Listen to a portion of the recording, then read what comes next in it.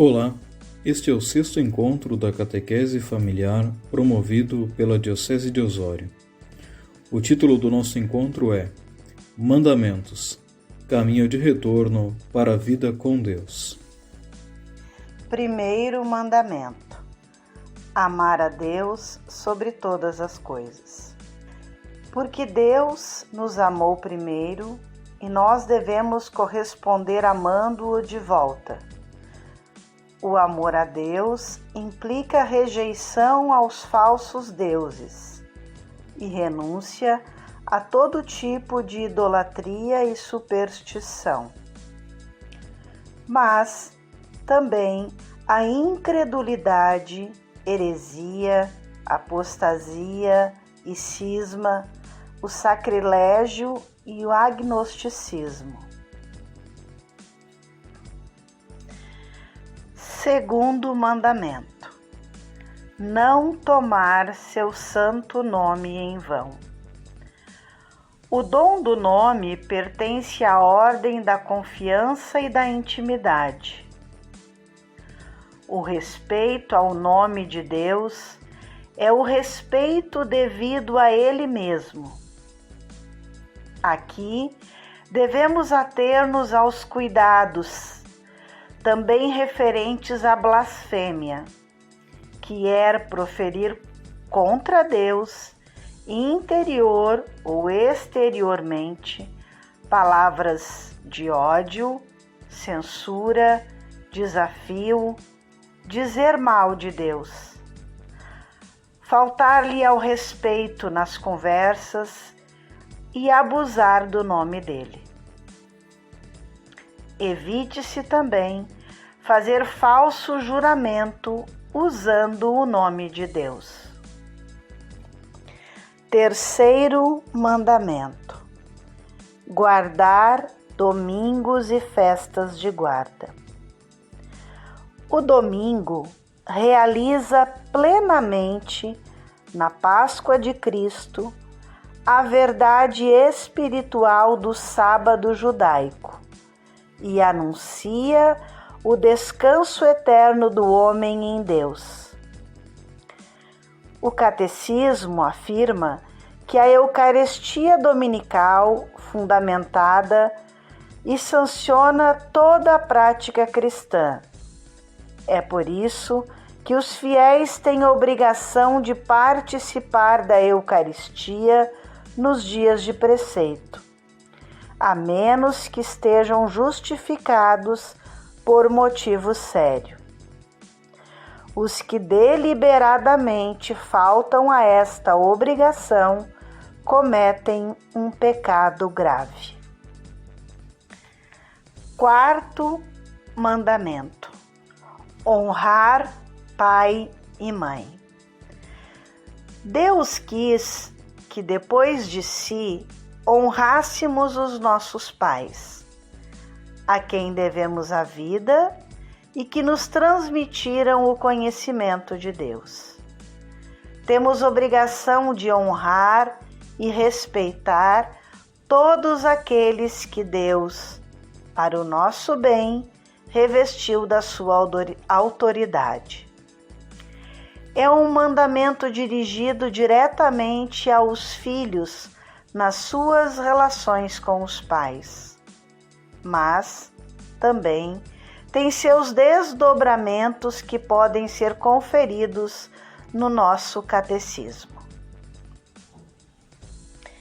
Quinto mandamento: não matar. Além do respeito pela vida, que é sagrada, como afirma o catecismo, esse mandamento ainda implica em outros atos, como, por exemplo, o aborto, inclusive os que colaboraram para que ele acontecesse, a eutanásia, o suicídio. A virtude da temperança leva-nos a evitar toda espécie de excessos, o abuso da comida, da bebida, do cigarro e dos medicamentos. Aqueles que, em estado de embriaguez ou por gosto imoderado da velocidade, põe em risco a segurança dos outros e a sua própria nas estradas, no mar ou no ar, tornam-se gravemente culpados. Sexto mandamento: não pecar contra a castidade. A sexualidade afeta todos os aspectos da pessoa humana, na unidade do seu corpo e da sua alma. Diz respeito particularmente à afetividade, à capacidade de amar e de procriar, e de um modo mais geral, a aptidão para criar laços de comunhão com outra pessoa.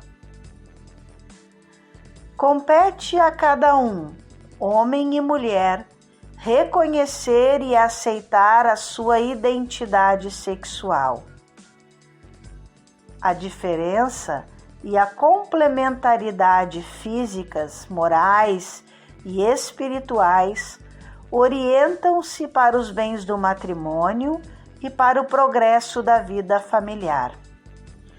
A castidade significa a integração da sexualidade na pessoa, ou seja, sua unidade interior, corporal e espiritual. A sexualidade torna-se pessoal e verdadeiramente humana quando integrada na relação de pessoa a pessoa, no dom mútuo total e temporalmente ilimitado do homem e da mulher. Ela engloba a integridade da pessoa e a integralidade da doação. No Catecismo da Igreja, se afirma que a castidade conhece leis de crescimento e passa por fases marcadas pela imperfeição, muitas vezes pelo pecado. Ofende a castidade os pecados da luxúria, que é a vivência desregrada dos prazeres, a masturbação, a fornicação, a pornografia e a prostituição. Sétimo mandamento: não furtar. Este mandamento proíbe tomar ou reter injustamente o bem do próximo e prejudicá-lo nos seus bens, seja como for. Prescreve a justiça e a caridade na gestão dos bens terrenos e dos frutos do trabalho dos homens. Oitavo mandamento: não levantar falso testemunho. O oitavo mandamento proíbe falsificar a verdade nas relações com outra pessoa. Essa prescrição moral decorre da vocação do povo santo para ser testemunha do seu Deus, que é e deseja a verdade. As ofensas contra a verdade exprimem, por palavras ou por atos, a recusa em empenhar-se na retidão moral. São infidelidades graves para com Deus e, nesse sentido, minam os alicerces da aliança para com Ele. Nono mandamento: não desejar a mulher do próximo. O coração é a sede da personalidade moral. Do coração procedem as más intenções, os assassinatos, os adultérios, as prostituições, conforme Mateus 15:19.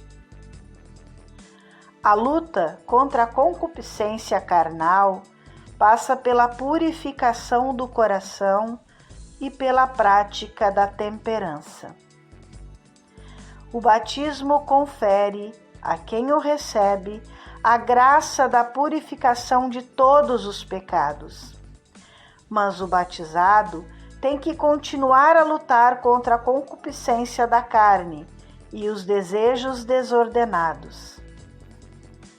Com a graça de Deus, pela virtude e pelo dom da castidade, pode-se crescer na pureza, pois a castidade permite amar com um coração reto, pela pureza de intenção, que consiste em ter em vista o verdadeiro fim do homem.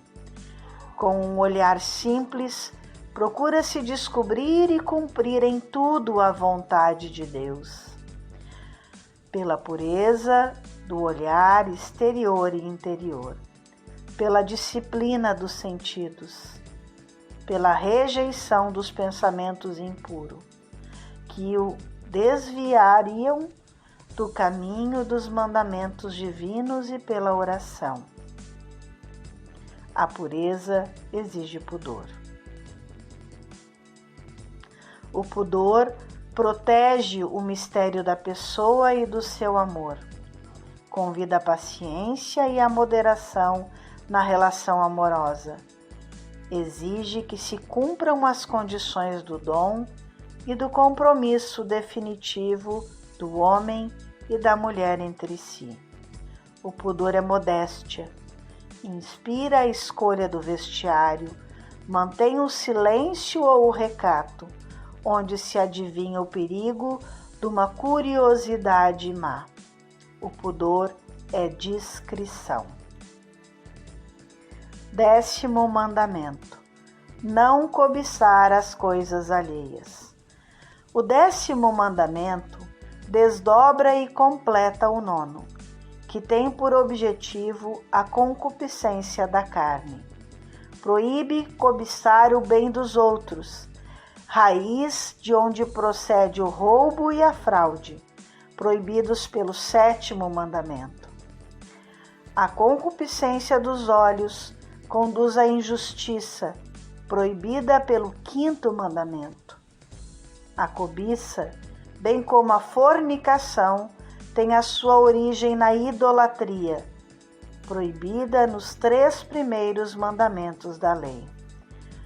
O 10º mandamento incide sobre a intenção do coração e resume com o 9º todos os preceitos da lei.